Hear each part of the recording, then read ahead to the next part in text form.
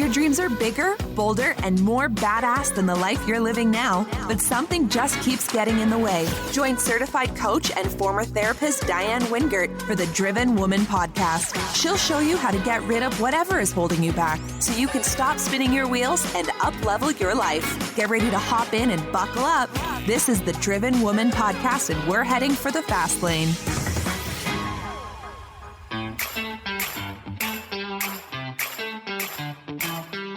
Hey, Driven Woman, welcome back. Did you hear last week's podcast episode, my 1-year podversary? If not, listen to this one first and then go back and listen to that one. I share with you snippets from many of my favorite episodes over the last year, from client success stories to special guest experts and some of my solo shows. But the purpose of that episode was to really share with you my story about all the fears and procrastination and perfectionism and all of that nonsense I had to overcome to launch my podcast, and more importantly, keep it going for an entire year. This week's special guest is Adams Pertuis. I first met April in an online community for female entrepreneurs, and I got to tell you, I gravitated to her right away. She is a delight. She also was an award-winning journalist for many years, and since that was the career path that I was pursuing in college as a communications major, until I let myself get talked out of it by a well-meaning but probably has no business guiding young adults guidance counselor. So of course I was fascinated with the fact that in spite of her success as a journalist, April hit a roadblock a few years back. She knew she wanted to make a bigger difference in the world, and she wanted to reach as many women as possible and empower them by helping them share their stories. She knew she had to go online to do that. Now, April believes every woman has a story to tell, and she is on a mission to teach them how. But you and I both know putting yourself out there in the world is not so easy. There are so many fears to be identified and overcome in order to do that. But when we do, there's so much power in our stories. And when we share them, we inspire others to do the same.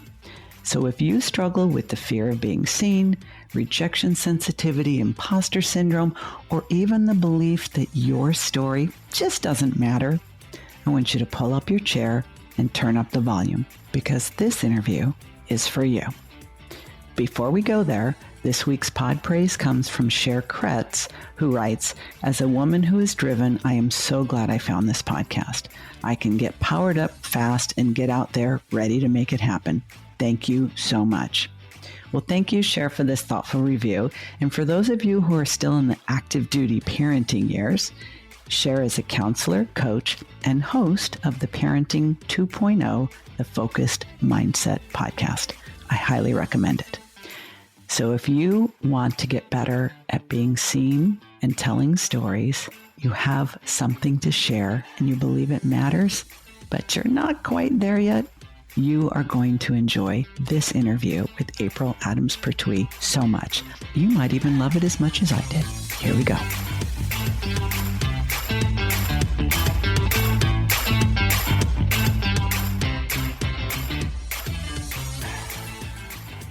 Well, we are going to jump right into a very important conversation with today's guest, Adams Pertuis, who is an expert in something that I think many female entrepreneurs really struggle with, and that is standing up, showing up, and speaking up, actually using their voice to spread their message in the world. So, April, thank you so much for joining us today. Thank you, Diane. I'm so happy to be here and excited to have this conversation.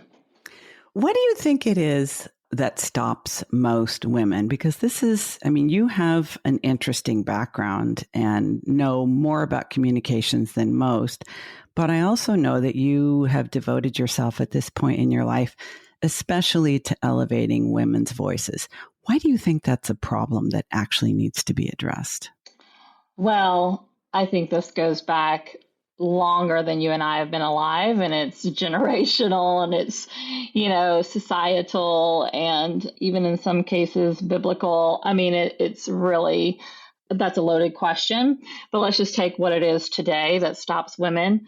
It's the four-letter word of fear, and it is the fear of judgment, the fear of being too much, the fear of getting it wrong, not being perfect, the fear of putting too much out there, fear of not being liked, not being welcomed, all of those things, and I could keep going, but I think that gives you a flavor of what are the actual fears that stop us from really showing up and using our voice in a powerful way, and specifically sharing our stories to honor the journey that we've been on. A lot of women let the stories of their life hold power over them instead of using those stories in a powerful way. Now, I know I started with a loaded question, but that's a loaded answer too. It was a loaded answer. We could spend a lot of time diving into that. I love digging deep because I think my audience appreciates that we don't just talk about the superficial. And That's you're true. right. It is something that women have been dealing with as long as we've been on the planet, Yep. that women are supposed to keep silent, and, women have to be invited to speak and all of that. And it is multi-generational. It also includes ageism and racism, as well as overt sexism. There's just so much to it. But I also think what I really want to tease apart today is how the stories we have in our heads hold us back. But we also have stories in our heads about our lives that we can actually use to transform us and to lead others. And I know that is your purpose. It seems like it would be a big leap to go from one to the other. Yeah, well, it is a big leap in terms of how we think about it, but the actual leap and the shift is pretty subtle because we have these stories in our head that are holding us back, and it's really just the difference of just where are we giving it our attention to, right? Are we paying attention to the stories that are holding us back and letting those just play on a feedback loop in our head, even at an unconscious, subconscious level, right? Or are we actively engaging in the story we really want to tell that we know could be used for something positive, something encouraging, something hopeful, something helpful? And if you really just spend a few minutes, you could probably find a few of those stories inside of you, but you have to actually give those stories a little bit of attention and start to feed that garden, nurture that garden instead of spending so much time watering the other one. And that's really just the subtle shift that we have to make. But in our mind's eye, when we think about it, they feel so far apart, but they really aren't, because it's just kind of like a light switch. You turn it on or you turn it off. And we have to make conscious decisions about, are we going to sit in the dark or are we going to sit in the light? That's just really how it is. And that's how plain and simple I see it. Now, it's simple, but it's not easy. I will honor that. It's not easy. I appreciate that distinction. And you're right. It's something that I have studied extensively is neuroscience. And I think, honestly, this should be taught to children in grade school. People don't generally know how their brain works. And I think if everyone on the planet knew that we're basically born with a brain that's like an empty field. And as we begin to grow, the adults in our life, and then eventually siblings and teachers and grandparents and all kinds of others, are throwing seeds at that field. And the seeds might be, be quiet, you talk too much, nobody wants to hear that, use your inside voice, shut up, you're stupid. All of those things. And even from the best parents, even from the most well-meaning parents and teachers, things are said, those seeds drop into the soil, and then they begin to become the framework of the story we tell ourselves. And it's so perplexing. I remember when I first started learning about eating disorders in grad school and realizing that women who had been heavy and lost all the weight, when they looked in the mirror, they still saw a heavy person. Thought, how's that possible? And it's because of the way the brain works. Yeah. So you're right. Understanding that the stories that we have in our heads, the unconscious, subconscious stories that we have, we didn't even make them up. Most of them are learned, and they were learned so long ago, we don't even remember not thinking them, not believing them. So to actually decide at this point in your life, I'm going to change my story. I'm going to stop believing what I've been believing and start believing something new, and then have the audacity to share it. Simple, not easy. I wonder if you would share what you think the most common story, because you work with so many women. What do you think the most common story is that most women believe about themselves that's not true and is holding them back? And nobody wants to hear their story. Why would I share my story? Nobody would want to hear it. Really? Yep, that's a really big one. A really big one. There's some other big ones. Even if they think, okay, I do have a story, because I think some women do recognize that they've been on a big journey, and some people do. They're, granted, there are some people that have much bigger stories in terms of like headline capability than others. Yet we can fall prey to believing that those stories are more important. And so, that's why we get into that. Well, nobody would want to hear mine because I haven't suffered some massive trauma or overcome some huge trial and tribulation and all that thing. So mine's not really as important. And so let me be quiet. So Susie over here, who has one of those big stories, can make sure her story gets out. Then the opposite of that is those who do have big stories sometimes just don't know what the hell to do with it. It scares them to death. And that's when the pressure of I'm going to get it wrong, or, I'm going to scare people away, I'm going to be judged, that the trials and the tribulations and the traumas and the hurts and the pains that story has, because typically a lot of our stories do have some of that, they're going to have to relive it again. They're going to be stuck in that pain. They're going to be stuck in victimhood. And so a lot of people don't want to share that because they feel like they're spreading more of it. Whereas what I teach is that when you actually learn how to tell your story properly, you actually get beyond that, beyond the pain, beyond the trauma, beyond the trials and tribulations of whatever that journey was for you. And you get to the other side of it. And that's where the true message of hope and encouragement and light really does live. So if you stay stuck in the before, is what I call it, the before of your transformation, then that's all you're ever going to hear. But if you actually say, yeah, but then this happened, so it's the ... and then this happened. If you get into that frame of mind, well, yeah, I was, had this trauma and it taught me to do this. Or, yeah, I had this abandonment issue, but I've also experienced this. Like, you have to get to the other end all the way through the storyline to really find where is the lesson, where is the message, where is the wisdom, that other people are going to find beneficial by you sharing that story. So you really believe every woman has a story? Yes. And yes. Every woman's story should Matters. be told. Absolutely. I believe it. Diane, I've been doing this work as a journalist and video producer, someone who's been interviewing people for a long time. And I say this all the time because it's like, I have sat down and not just with women, with men and women. I've interviewed men and women throughout my career. And I have yet to sit down with somebody and do an interview and talk to them, or even just like an informal interview, not even like an official interview, but just like I meet somebody new and I start talking to them, it doesn't take me long to find their unique value proposition, like their unique story, because I ask a lot of questions. That's kind of the nature of my personality. I have never walked away from someone or some interview or anything like that going, well, that person doesn't have a story. That person sure is boring. Now, they may have a boring delivery. They may have a boring countenance of how they, present that story, but that can be fixed. But the reason why it may come across as boring is because that person doesn't believe they have a story. No, this totally makes sense. And let's talk about your own story for a minute, because I don't know if I've told you this yet, but I have a bachelor's degree in communications.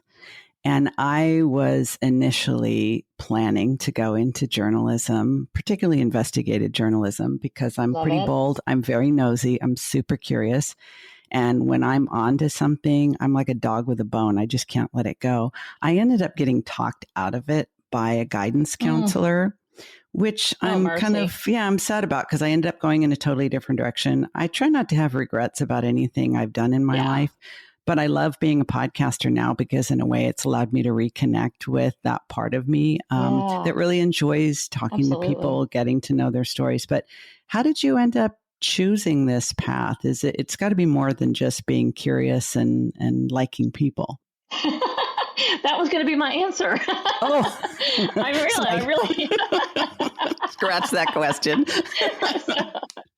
No, I definitely can go deeper than that. But it really did start with being super curious.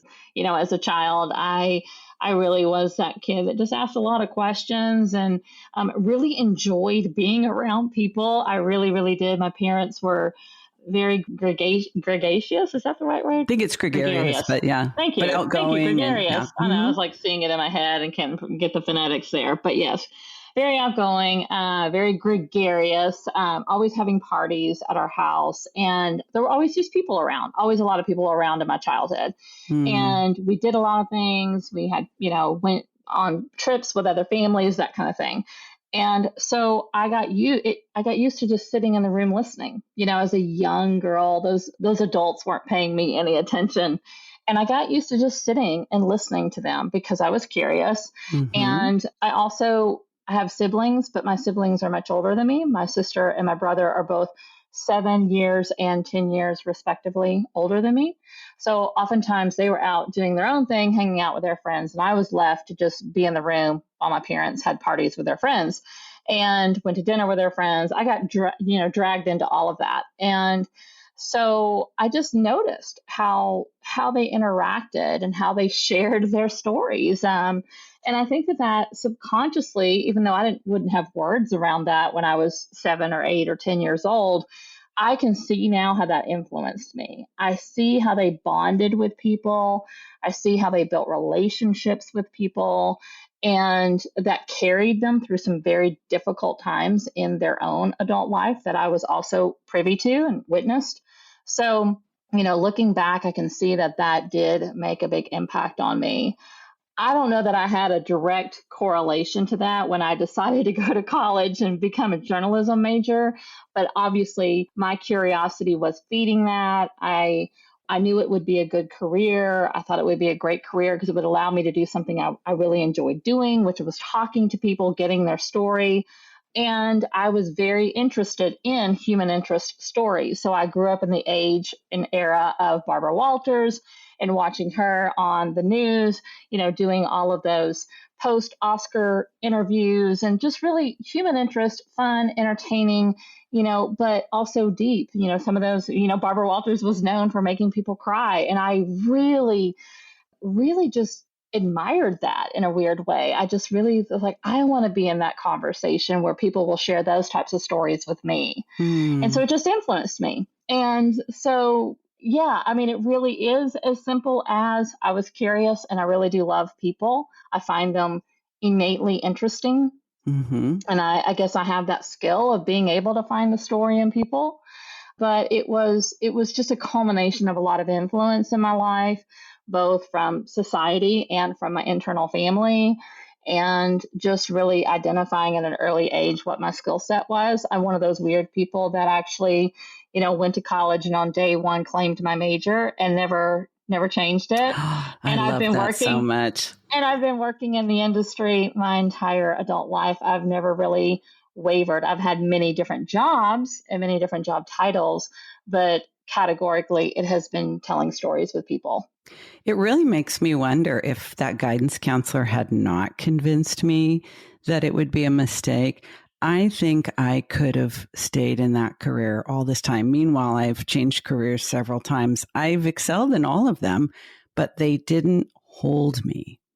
And I think this career, interviewing people, talking to people, evoking their stories, shaping their stories, sharing their stories, has so much intrinsic meaning because human beings are storytellers, always have been. We Back are. to cave paintings. Yes, And until we develop the exactly. ability to write and to retain information in a physical form, all storytelling was how we passed on our learning from generation to And our generation. It is legacy. our legacy. And our Yeah. legacy. You know, you could have been a therapist too, probably, because in a way that was it, as Mhm. a therapist, which I did for many, many years, you are also listening to stories. You are helping Mhm. people tell their stories. You are also helping them transform their stories. Mhm. And I think one of the reasons why I decided not to continue to be a therapist is, unfortunately, too many times it seemed like people would get very attached to the story that they had been Mhm. telling. And even though they were no longer in pain, they were still attached to the identity that they formed around that story. And at some point in my life, I started feeling like I was eager for them to move on to a new story, maybe more eager than they were. And I realized I was kind of out of sync with them and had actually evolved into more of a coaching role, which is much more goal oriented than insight oriented. And I think that probably makes a lot of sense to you too. Oh, it totally does. And I've had a lot of people tell me, especially clients, people that I work with on their story, that, they're like, April, you're like my therapist. And of course I'm not skilled, I'm not trained, I'm not qualified to do any of that, not certified, certainly. But you're right. There is a lot of similarity between, therapy and coaching, even though those are two very distinct worlds, but they're very similar in terms of like how we listen to people's story, how we learn to have empathy, yet also can listen objectively, not put ourselves in that story, and just be able to guide people and maneuver through that story as they need to offer up healing. And that's one of the pieces of my own story as I've gotten into this work deeper and deeper and deeper beyond being a journalist and doing the work that I did for a long time, but now doing this work that I do at Light Beamers has allowed me to step into those roles even at a deeper level that I didn't really see coming. I didn't know that that was really where I was being guided always, but now that I'm here, it has been incredibly fulfilling, and I do really feel like I'm doing the work that God intended me to do all along. I love it when a personal journey, you can connect the dots looking backwards Hmm. Yeah. and recognize everything that's happened up until now has prepared me for this moment. It just makes everything that you do so, so satisfying. So I've noticed that several times in our conversation so far, April, you've used the word light. And I know Yes. that the business that you have, the community that you've created, the courses that you sell, your whole program, your brand, your business is Light Beamers. And one of the things I wanted to ask you about is, what does that mean exactly? When I first heard it, I wasn't really sure, and I'd love to hear it directly from you. Yeah, it's one of those brands when you see Light Beamers, it's not good branding because it doesn't tell you what the business is about. But if you're a curious But person like me, you're like, wait, what's that? I want to know more. yeah. Well, and there's a story with it that I'll share because it's the reason I named it Light Beamers is not because I thought it would be good branding, and it's not because I thought that it would be cute and all of those things. It's much deeper than that, and it was again tied back to my own story about 6 years ago, roughly. Just was in a space in my career where I felt stagnant. I felt that I had done a lot of things. I definitely have some cool accolades and experiences and people that I've interviewed that, would tick off a lot of boxes by other people's, all accounts, right? By other people's assessment. And yet I felt that there was more that I could be doing creatively. Mm. And I didn't really know what that was. My kids were, toddlers and school age kids. And I was by and large, working from home, trying to manage being a mom and doing this business that I've always loved and trying to keep it afloat while I had balance in my life. And I just was really seeking, what does this look like? How can I take it to the next level? How can I do more with my work? How can I allow my work to have more meaning? I kind of was at a space where I was just doing the work to collect a paycheck. And that didn't really feel very good to me, even though I love the work that I was doing. I felt like it was very transactional.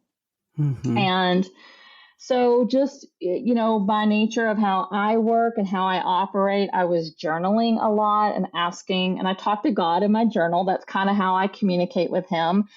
I don't really sit down and close my eyes and pray, although I do that too. But really, I have these conversations, and I just was asking myself and asking my inner spirit, like, what does this look like? If I could really create the business of my dreams, or I could do the work that would set my heart on fire, what would that look like? And it really was just, man, I want to go tell all the stories. I want other people to know that they have these stories inside of them too. And I know not everybody gets a journalist sent to their doorstep to do that story work with them. So how can I get to the masses if I can't be the one that always goes and does the story for them? And I looked around at the time at social media, and I saw an open source media platform that was free.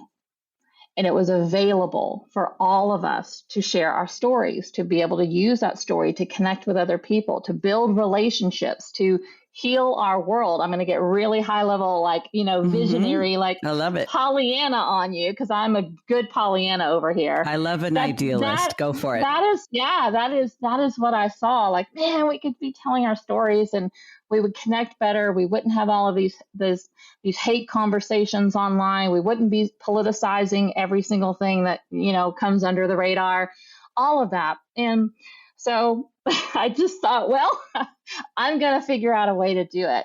So I really was asking, God at that time, what does this look like? How am I going to do it? Because when we get an idea, Diane, what do we ask next? Well, how am I going to do that? How am I going to do that? And so I was asking God that big how word. And of course, that's not the answer we really need. And he sent me this word, light. And it didn't make any sense to me. I didn't even know really that it was God talking to me at first. I just kept hearing this word or seeing this word, or I would read a book and kind of the words on the page would go blurry and the light would jump out, or I'd be in the kitchen doing dishes and I would think I would hear somebody say something to me and I would hear that word light and I would turn around and nobody was in the room, like that kind of stuff. Well, you know what they say, repetition, repetition, repetition, right? Yeah. It eventually got my attention, right? Because it had kind of been going on. And so when I really sat, I'm like, okay, I think I'm being delivered a message. And this had never happened to me before. I mean, I have conversations with God, but usually I'm the one talking and I don't always hear the messages. But I actually heard the message this time and he sent it loud and clear.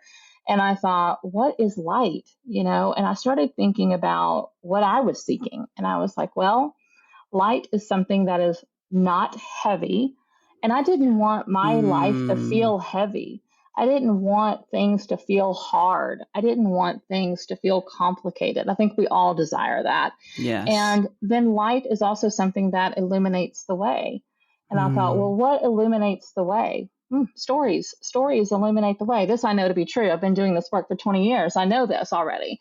So I need to go help people share their story so that they can shine a light. And it just came to me like that's what stories do. When we share our stories, we shine a light, and that's when we become light beamers. And so that was just what was born in that moment. And that is my fundamental belief, is that number one, it was, again, something that I was being called to go do, share your gifts. I was asking for it. I was asking for the assignment. You were asking for it. I was absolutely asking for the assignment. I just didn't realize that's what it would really be, but I gratefully and graciously accepted it. And it is what puts me out there every single day, being super visible, doing the uncomfortable, getting really loud with women and kind of shaking my fist at them saying, come on, it is time. It is time to rise up. It is time to elevate our voices. It is time to get our messages out there, because no one is coming to do it for us. No one is coming to do it for us. No one is coming to do it for us. And nobody will give us permission to do No, it either. I think women no. have been so culturally conditioned to Yes. wait to be chosen, to wait to be invited, to wait to be asked, and to wait for permission that what do we think is who's going to give us that permission? Who? Nobody. Us. We're the only ones, ourselves. And that's the hardest piece of it. So that goes back, to the very first question you asked me about why don't we share our stories? And my big, long, deep answer is it's generational, it's societal, it's cultural, it's biblical. There's so many reasons why we don't. And it's been piled on us for 2,000 years. And we're living with that. But that's never, ever going to change until we step forward and change it. And I women fundamentally who believe that. No, and it's absolutely true. And there are women alive now who have personally experienced or had relatives personally experience the condemnation that can come down when you speak up uninvited. So the reality is that there are places in this world that it is simply not safe for women to speak up, no matter how much we encourage them. And I think that we need to acknowledge our privilege in being in a country and being white and middle class and all of the privileges that go with that, that even we have more permission than other women in other places do. And it's still hard. I don't know about you. I've been watching The Handmaid's Tale, which is so scary because if it seemed entirely fictional, it might be entertaining, but it is chilling because any one of us can imagine that it could happen in our lifetime. It could happen. Absolutely. And I think that's Yeah. why it's so important, things like that. But, there's nothing like, go ahead. Well, I was just going to say, this is, I guess, one of the reasons where, that idealist in me goes to the opportunities and I hear you, there's definitely pockets and, pieces of society around the world that this is very dangerous for women to step forward and do anything out of turn. And, they do have to wait for permission. However, I believe in the secret society of sisterhood. And I believe that the more we have these conversations like we're having on this podcast where, we are the driven women and we can have these conversations, that even if we can reach that and get that voice out there to someone who can't yet do that for safety reasons and for other reasons like that, that they still know that they are not alone and that it is possible. It may not be possible for them yet because we haven't just found the way to break through those chains, but that it is possible. And that's why I feel like it's so important for women to share their voices, especially those of us who are free to do so. Indeed. And what do you think the first obstacle a woman needs to overcome to do that? You mentioned, first of all, understanding that what your story is in your head is not true. And you can tell yourself a new story. Okay, let's just say there's a woman listening right now who says, okay, I get it. I've been thinking I'm not enough. I'm incompetent. I have nothing to say. Nobody wants to hear from me, but I really want to get over that because I have a burning desire to share something. What's the next step? The next step is to identify what is that burning desire.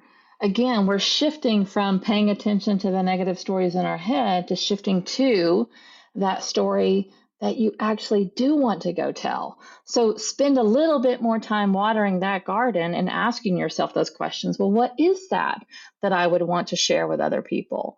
What experiences do I have in my life that have shaped my perspective, have shaped my positioning, have shaped my belief system that might be helpful for someone else? Like, what would I want my message to say? I didn't know at the time that I was really going to come out with this message that everybody has a story and that you should share that story and all stories matter. But it was just in that in that prayerful asking period, seeking period of my own life that I identified that. I'm like, what do I know to be true? If I look back on my career, this is what I know to, not just my career, but my life. Your whole I life. shared my whole life, as I told you, like 7 years old, sitting in the living room with my parents while they're having cocktail parties with their friends and paying attention to how they communicate and how they bonded and built relationships and friendships that have stood the test of time. And so I have paid attention to those things. And so that was really when, man, gosh, what would happen if they had not shared those story with each other? What would happen if you went to meet your best friend and you didn't, your soon to be best friend, but you actually didn't have that period where you shared and swapped your stories and kind of opened up your soul and let that person in? And so just, you have to decide, each woman has to decide, what are the experiences that I've been through that have really left a mark on me, that I have learned something from, that I could actually go share a particular message? Is that a message I can get behind?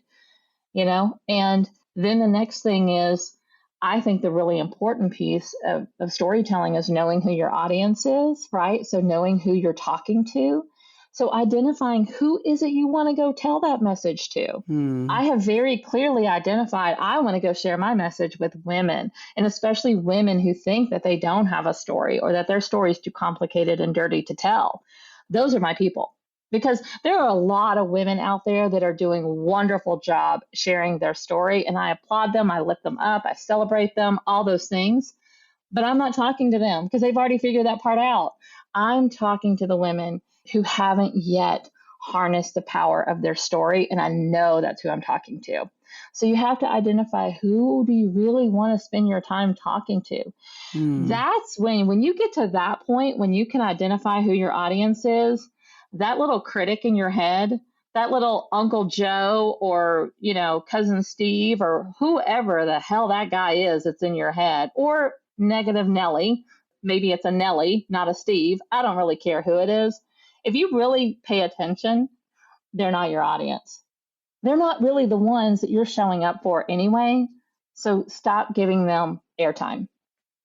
So do you work primarily with women who are solopreneurs, entrepreneurs, coaches, consultants, or do you also help women who want to shape and share their stories in other ways, let's say through ministry or just even in their personal life?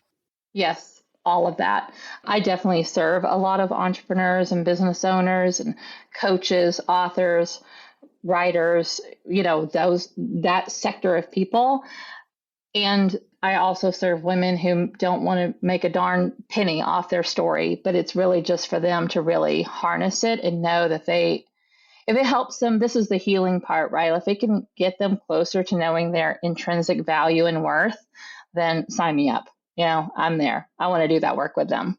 That sounds fantastic. So if anyone listening right now is thinking, oh my gosh, where has April Pertuis been all my life? I need to be a part of her world. Obviously, I'm going to connect to all the places where you can be found, your podcast, your courses, your membership community, all the things. But what would be the first step that someone could take to be a part of your world and to soak up more of what you're putting into the world? The very first place I started when I launched Light Beamers, when I didn't have all of those things you just mentioned, I didn't have courses, I didn't have a membership site, I didn't have a podcast. I just had a desire to get women into community with me so that we could start these conversations, was the community that I have today. I started that community with that intention. And so that would be my first invitation to you, is just to get into my community. On which Facebook. It is on Facebook. It's a private Facebook group, Light Beamers Community. And that's just a place. And again, because it's private and it's behind the scenes, it's behind the wall, that we can have a little bit more open conversations in there. I curate that community like my life depends on it. And I make sure that there is nobody in there that does not need to be in there, that is not there with the right intentions, so that you can have a space to come in and feel welcomed, safe, encouraged and really have a place to explore your story. I do prompts in there. I do lots of things that are going to help you excavate that story a little bit more. And I'm extremely available in that group. I can definitely attest to that because I joined the group recently after appearing as a guest on your podcast. Yes. And almost immediately after being welcomed as a new member, you introduced me to other women in the group that you thought I might want to get to know, including one I'm going to have a coffee date with in a week or so after we're both fully vaccinated, because I relocated to another state and I haven't gotten to learn that many people locally yet. And it turns out another light beamer is literally less than 5 miles away. So I can attest to how not That's only the beauty. available you are in the community, but the fact that it actually is a community and that you're very generous about wanting women to feel that sense of belonging. So I encourage anyone listening who's interested in storytelling in April and all the wonderful things that she's doing, this mission and this message in the world, hop on in there. I will see you there. Thank you, April. Diane. I love having you be a new member of our community. It's a joy to have you in there. And I am just so grateful to get the opportunity to share this message with your audience today.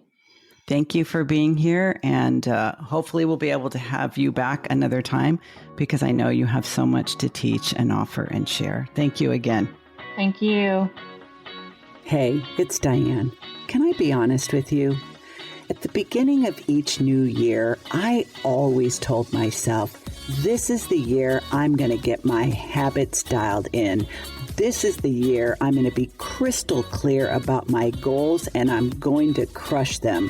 This is the year I'm going to get my shit together on every level and I'm going to do it all by myself. Been there, done that, got a whole stack of t-shirts. But it wasn't until I started working with my own coach that I realized what a difference it makes to have guidance, support, and accountability from someone who's not only like-minded, but like-brained. Yeah, I'm talking about another driven woman, entrepreneur, who also has ADHD and has got it going on. I have 2 openings in my signature one-on-one 12-week coaching program, and one of them might have your name on it.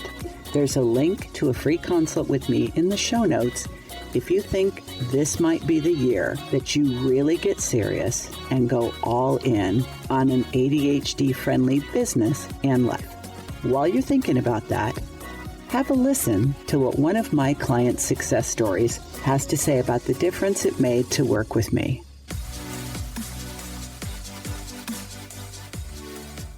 It's funny because at first I said I would never own my own practice. And now I own my own practice. And I would say, I'm never going to take it any more than just treating patients. And now I'm thinking about how can I start my own institute. Yeah, exactly. Even like training other therapists, having a certification with my name that I am, I haven't thought of the name yet, but I'm certified in this technique or whatever the case may be. And really just helping other therapists help their patients the way I help mine.